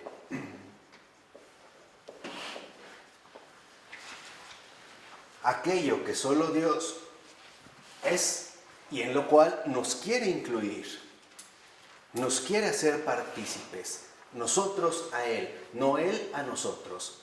No se trata entonces de reducir a Dios a lo mínimo. Se trata de que nosotros nos arrojemos confiadamente a lo máximo. O sea, que convirtamos el corazón, que retornemos precisamente a Él. Por eso también menciona Adrián. Sin Cristo, por ejemplo, yo soy ante Dios solo el pecador. Sin Cristo. Con Cristo soy el pecador amado por Cristo. Perdón, con Cristo soy el pecador amado por Cristo. Vean, ahora la medida es lo inabarcable, o sea, el amor de Cristo, el amor de Dios. Eso es caridad. O sea, Cristo Jesús. Cristo. Dice, sin Cristo yo soy ante Dios solo el pecador. Con Cristo soy ante Dios el pecador amado por Cristo. Por lo tanto, Dios mira en mí, el pecador, el amor que Cristo me ha dado. Y si Dios ve el amor que Cristo me ha dado, Dios se ve a sí mismo en mí. ¿Qué ve? Su redención. Este amor que lo ha vencido absolutamente todo. Ojo, no solo el amor de Dios, Cristo, ha vencido el pecado, también la que. Y también la que. ¿No por ello en el credo de los apóstoles se dice que descendió a los infiernos? Es decir, hasta lo más recóndito, tenebroso, impensable del abismo. De hecho, en la teología de los 3 días, por ejemplo, Baltasar menciona, basándose en unas meditaciones de Adrián, que este era uno de los, digamos, regalos especiales que el Padre le dio al Hijo, aquello que solo el Padre conocía, el fondo mismo de la que iniquidad. Y se lo ofrece al Hijo, y el Hijo lo acepta. Si Él quiere también llegar y compartir absolutamente todo con nosotros y llevar a cabo la redención profunda de nosotros, ¿no? De todos nosotros. Dice a continuación, ahora, por ejemplo, a partir de ese amor, lo que vemos es que en ese amor, en el que Él me ama de un modo personal y muere por mí, es algo entonces que ya no queda solo junto a Él. O sea, yo te salvé, no, sino que me da a mí, pecador, relieve y color ante Dios, porque me marca como un hermano de su Hijo, es decir, como un cristiano. De modo que Dios, cuando ahora me contempla, mira en primer lugar el amor de su Hijo. Entonces, a partir de Cristo, lo primero que mira Dios no es nuestro pecado, no es nuestra maldad, no es nuestra iniquidad. Lo que primero mira es el amor de su Hijo. Y por lo tanto, lo primero que el Señor nos transmite es misericordia. A partir precisamente de esta visión. Dice, por ello, por el amor de Cristo, ante Dios, yo no estoy más solo con mis pecados. ¿No? O sea, no solo me presento a Él así, estoy pecador, tengo mis pecados. No, lo que realmente ahora domina en mí es el amor de Cristo, ¿no? Precisamente en la redención que ha llevado. Dice, y aún si yo me defiendo contra Él, incluso si digo que no quiero ser cristiano o que no quiero saber nada de Dios, sin embargo Dios me ha amado primero y sus marcas en mí son irrevocables. Si lo ven, en el caso de la ley, la medida era humana. El hombre se medía a sí mismo. En el caso de la gracia, ya no. Ahora, como la salvación se ha dado en Cristo, es decir, en Dios mismo, esta marca de salvación es irrevocable. Porque es el amor de Dios que ha triunfado sobre todo pecado, sobre toda rebeldía, sobre toda maldad, sobre toda iniquidad. En el caso precisamente de su criatura. Entonces podemos decir que a pesar de nuestra iniquidad y de esta tendencia torcida de decirle no a Dios, Dios mismo en su Hijo, en Cristo, le ha dicho sí a Dios. Y eso es lo primero que el Padre ve. ¿Cómo Dios dijo sí a Dios? Dios dijo sí a Dios. ¿Sí? ¿Cómo? O sea, el Hijo le dijo sí al Padre. El Hijo le dijo sí al Padre. Dice sí al Padre. A pesar de que nosotros le digamos finalmente no. ¿No? Aquí entonces vemos que también existía verdad en el Antiguo Testamento. Pues también en él Dios dijo la verdad. Pero era una verdad adecuada al hombre, conmensurable según la medida del hombre. Dice, por eso es que los hombres creyeron poder asegurarse de esa verdad transformándola en sabiduría. O sea, finalmente en legalidad, en cumplimiento de la ley. Como estaba hecha a su medida, se la quisieron apropiar y entonces imprimirle sus propias dimensiones, como legalidad. Dice, por el contrario, la verdad en Cristo no tiene medida, porque ya no conoce ningún límite. Es así como la esencia de la gracia se ha transformado en el pasaje del Antiguo al Nuevo Testamento, de la misma manera que lo hace la esencia de la verdad. ¿Por qué? Porque entonces, por ejemplo, la verdad era concebida en determinadas sentencias, doctrinas, dogmas y ritos. Perdón, ¿el Antiguo o el Nuevo? En el Antiguo. Dice, de tal manera que entonces, en pocas palabras, estaba ligada a una realidad visible. Comer de esta manera, vestir de esta otra, utilizar tales cosas no, los ornamentos litúrgicos tienen que ser así, lavarse las manos hasta los codos, construir la tienda de esta manera, o sea, se refiere todavía a preceptos visibles. Dice, pero desde el momento en el que Cristo trajo la verdad, que la palabra infinita de Dios hizo carne, no existe más ninguna verdad parcial y finita, sino que cada palabra singular de Dios contiene ahora toda la palabra infinita. Hemos pasado, pues, de lo visible a lo invisible. Hemos pasado de lo material a lo inmaterial. Hemos pasado de lo invisible a el invisible, a Él, a Dios. De hecho, este es también el recorrido normal de toda alma creyente. Comenzará en efecto por recorrer lo mínimo e incluso después por acrecentarse en lo visible, hasta que finalmente madure y llegue a la auténtica experiencia en la vida de fe, donde lo visible ya prácticamente no nos sirve para nada. ¿En qué sentido? En el sentido de que ya lo visible no nos puede dar ninguna garantía de la existencia de Dios. Ya ha habido entonces en este aspecto un crecimiento distinto, un crecimiento muy particular. Por eso dice, ahora vemos que carece ya de importancia si el Señor habla mucho o poco, si habla o si calla, si nosotros comprendemos más o menos de su palabra. Todo eso es poco ya importante, pues la palabra de Dios es carne y habita entre nosotros. O sea, ya no nos quedamos, por ejemplo, en las meras sentencias, como antes se acostumbraba, por ejemplo, en el caso de la sabiduría antigua, ¿no? De los sabios, recoger las sentencias. ¿Cómo? ¿No? Eso no lo entendí. Sí. ¿Cómo era antes? Por ejemplo, Mahoma. Espera. Es que así fue. A mí como... O sea, en el caso de Mahoma, él dice tener una revelación que viene de lo alto, donde viene finalmente a traer, ¿no?, este mensaje de salvación de Alá, de Dios. Y él, en último término, empieza a desarrollar las revelaciones que él dice tener y las inspiraciones que le han sido confiadas. Pero Mahoma no escribe ni una sola línea. Tiene un cercano grupo de discípulos que lo siguen, entre ellos un hermano, un primo, que al morir Mahoma dicen, bueno, ¿ahora qué hacemos? Bueno, a ver, en el ejercicio básico de la memoria, porque no hay cuadernos ni nada y antes se tenía muy presente, vamos a empezar a recoger todos los sutras o versículos que recordamos ha pronunciado el profeta. Entonces empiezan a hacer una lista, tal. Después se juntan como 30 o 50 y los intercambian. Dicen, a ver, en este sí estamos de acuerdo, todos que se dijo sí, entra. Este entra. Y entonces lo que se va a conservar es un conjunto de sentencias.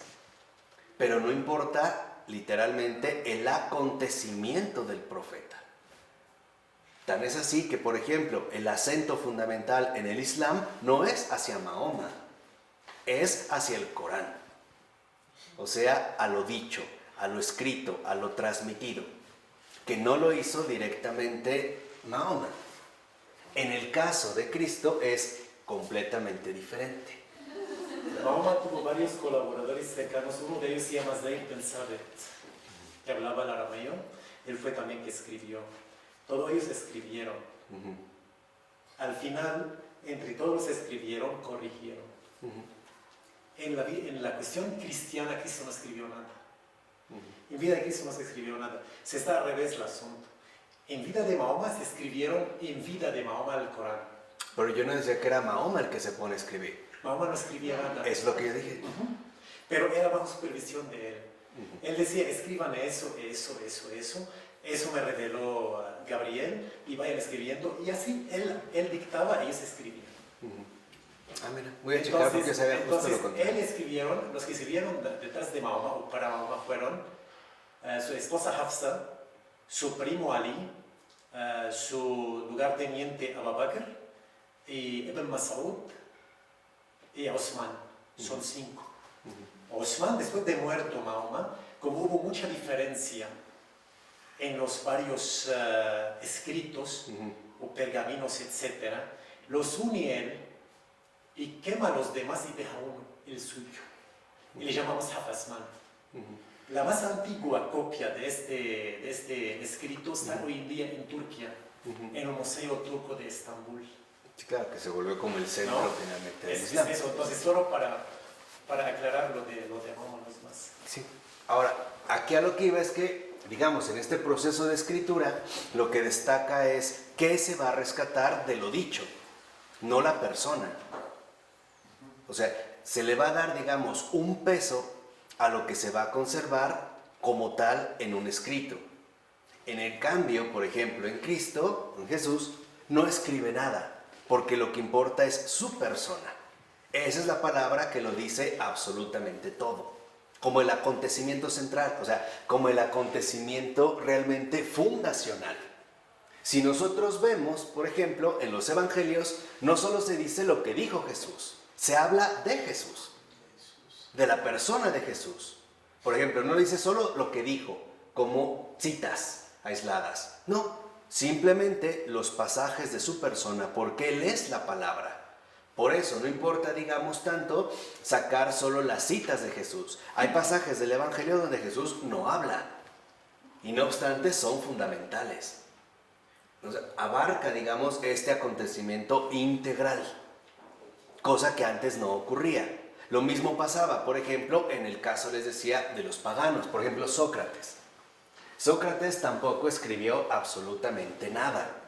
Todo lo que se conserva de Sócrates es porque fue conservado de alguna manera por Platón, al menos en un momento, en los primeros diálogos. Después ya Platón hizo de Sócrates lo que se le dio la gana y lo utilizó para decir lo que Platón quería decir.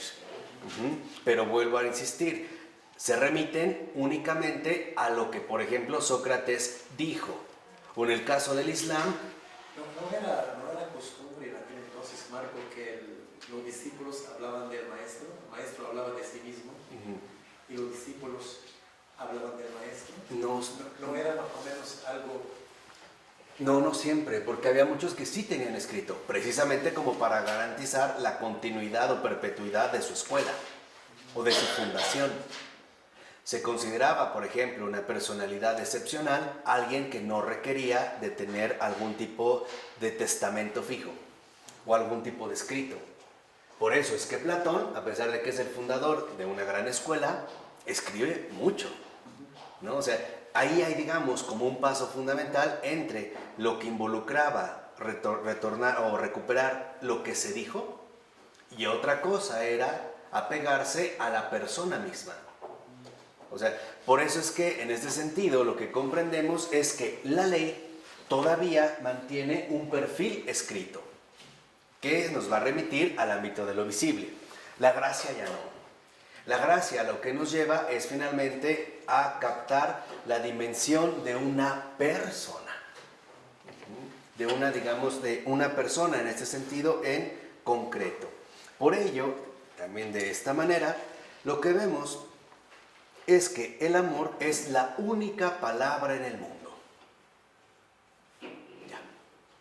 Por eso no es casual que también los padres de la iglesia decían que Dios solo ha dicho una palabra. Y en esa palabra, su verbo, lo ha dicho absolutamente que todo. No necesitó, a la manera del Corán, un montón de citas o frases. O a la manera de otros textos antiguos donde se escribían volúmenes y volúmenes. Bastó una palabra y en esa palabra lo dijo todo. ¿Cuál es la palabra? El Hijo es Cristo. La palabra es Jesús. Es Cristo, es Jesucristo, es el Salvador, es el Hijo de Dios, es el Verbo. Con esa palabra entonces lo dijo absolutamente todo. De tal manera que entonces lo que vemos es que ahora, a partir de Cristo, en cada acontecimiento lo que resuena es esta palabra, como lo habíamos visto en el caso de nosotros. Dios no es que primero ve nuestros pecados, no, primero ve el amor de Cristo. Y desde este amor evalúa precisamente nuestros pecados. ¿Y cómo es la evaluación de nuestros pecados? En orden a la redención, es decir, en orden al perdón. Dice, con todo, finalmente, debemos reconocer que la verdad eterna habla en el lenguaje y en los conceptos de la verdad humana. Esto también es un hecho. O sea, la revelación que hemos recibido también emplea las palabras humanas.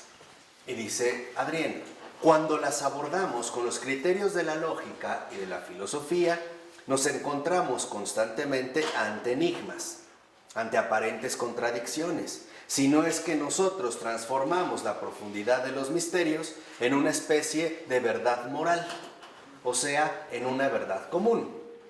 O sea, seguimos insistiendo en imponerle siempre a Dios nuestra propia medida. Dice, eso proviene de que intentamos medir lo infinito con nuestras medidas finitas, en lugar de dejar que Él mida nuestra infinitud. O sea, queremos hacer de lo infinito algo finito, en lugar de permitir que nosotros, siendo finitos, seamos incorporados a esta finitud. Dice, ahora, la lógica humana se construye con un sistema de sentencias conocidas y comprensibles. Ella, la lógica humana, es el arte de separar en el interior de una verdad limitada todo lo desconocido y no comprobado y con ello crear en el interior de un recinto una especie de claridad y evidencia. O sea, a través de la lógica humana seguimos nosotros imponiendo esta distinción, que sí y que no. Esto es incomprensible, lo desecho. Esto no lo comprendo, no lo tomo en cuenta. Esto sí lo asumo. Por eso es que la lógica humana es tan amante de la expresión matemática. Porque la expresión matemática es la plena aridez del pensar. En la construcción matemática, 2 más 2 es 4, nada más. No hay más. 2 más 2 es 4. Siempre ha sido 4 y siempre será 4. O sea, es la anulación completa de cualquier novedad. Y por lo tanto podemos decir que en la construcción matemática no corremos el riesgo de marearnos ante el misterio. Todo está finalmente esquematizado. Dice, ahora, en la lógica, por ejemplo, siempre buscamos, de alguna manera, alcanzar una verdad cerrada. O sea, por ejemplo, 2 más 2 igual a 4.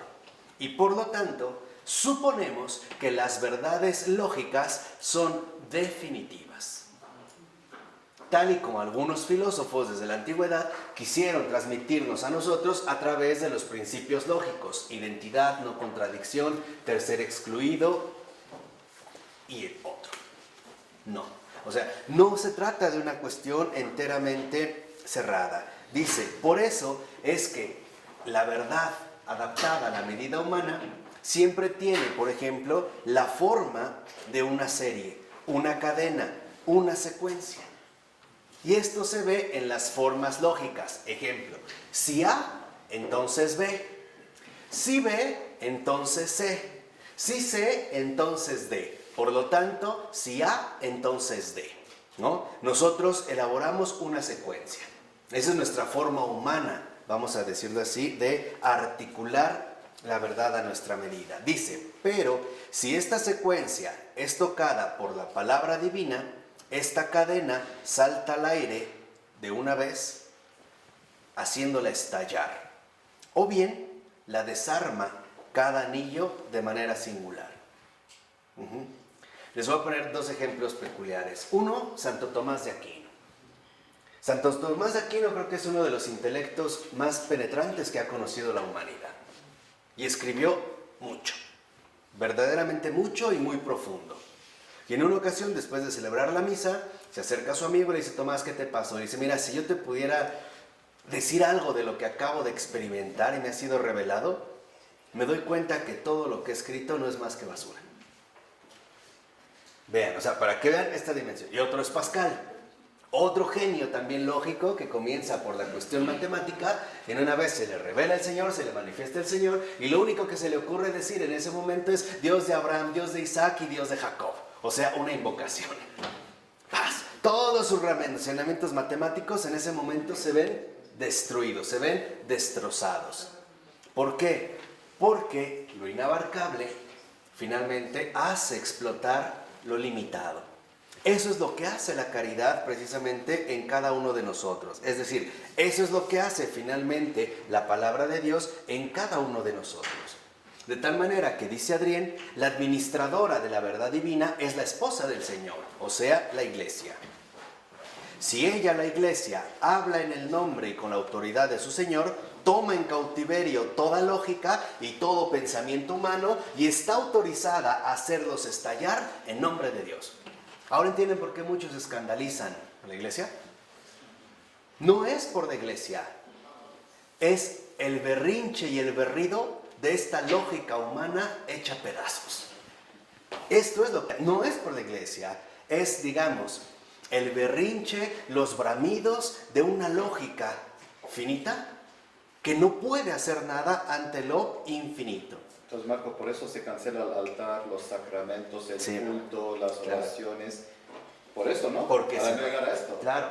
La diferencia es que, en este sentido, ya no es la ley la que nos va a planificar y a justificar.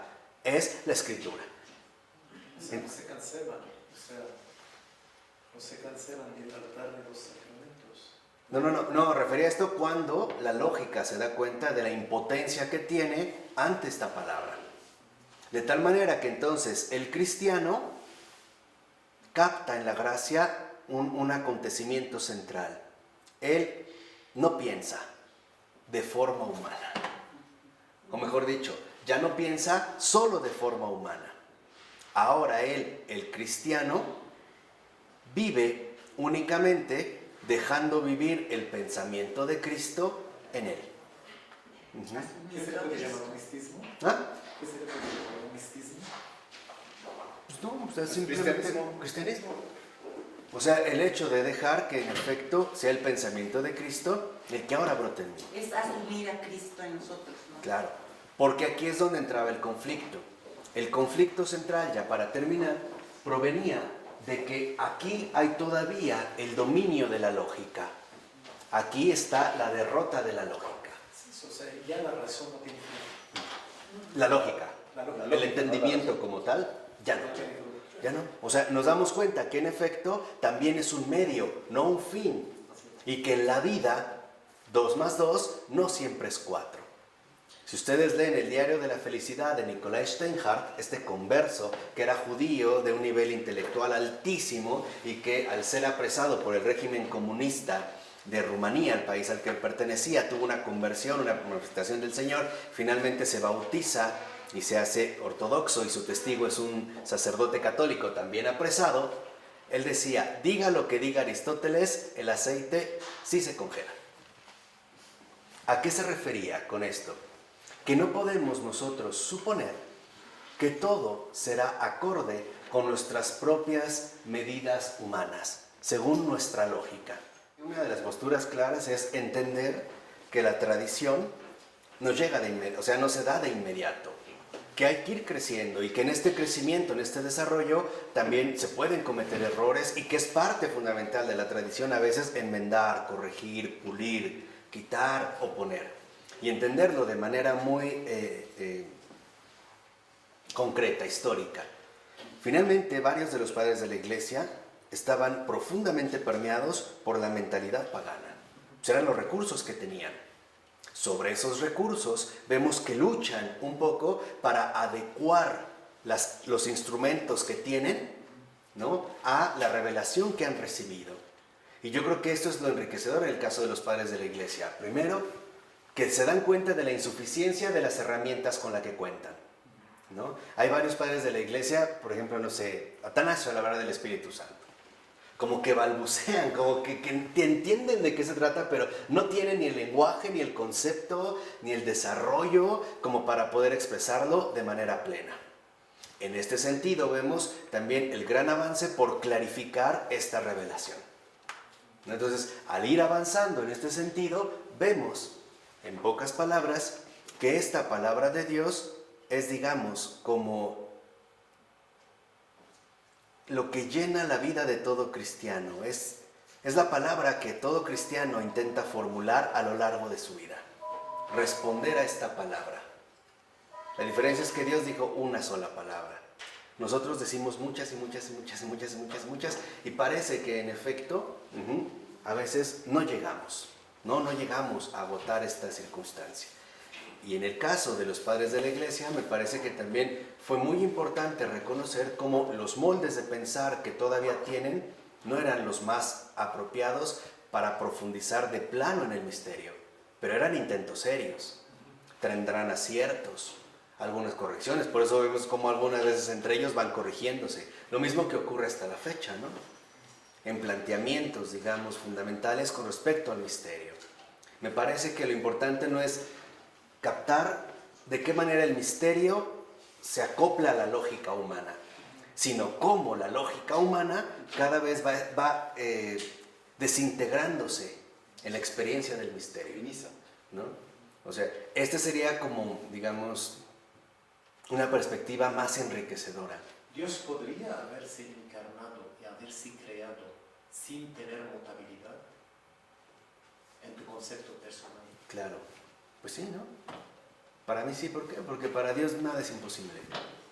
Podría incluso hacer saltar nuestros esquemas lógicos que conceptualmente se vuelven rígidos, ¿no? O sea, adorar el misterio y dejar que Dios haga lo que quiera. Porque si no entramos a un nivel discursivo, que en términos contemporáneos se llama analítico, ¿no? Y perderíamos de vista, digamos, la vivencia del misterio. ¿Podemos decir que la sola escritura es la continuación de la ley? No precisamente. No es tanto la sola escritura que sea la continuación de la ley, es la actitud humana ante la escritura. Esto sí. O sea, así como los fariseos adoptan la ley y la tratan de planificar a su propia medida, también hay muchos evangelistas que tratan finalmente de adaptarse a esta medida, hacer de la Escritura su propia medida y por lo tanto encontrar en ella su justificación. Lo que nosotros queremos no es, estipular o planificar nuestra justificación. La escritura no es solo la letra, es una persona. Claro. Esa es la finalidad de la escritura, es Jesucristo. Y es una persona viva. Por eso yo recuerdo, ahorita mencionando a los padres, San Juan Crisóstomo, ¿no? Decía de manera muy clara en los comentarios a los salmos que hizo en los primeros, decía, a ver, la escritura es palabra de Dios, sí, pero no es Dios. En este sentido, no la vamos a reducir a como Dios. Es palabra de Dios, sí, pero no es Dios. Vuelve idolatría. Exactamente. O sea, ahí habría, digamos, como estas tendencias equivocadas. A mí lo que me parece, ¿no?, muy admirable en este sentido es que nos demos cuenta cómo la ley es importante, pero la gracia lo es todo en esta valoración. Y que entendamos que el Antiguo Testamento y el Nuevo Testamento no se contraponen, se complementan de tal manera que nos quieren llevar a una unidad especial que se llama el Padre, el Hijo y el Espíritu Santo. Vamos a dejar desde aquí. En nombre del Padre, del Hijo y del Espíritu Santo. Amén.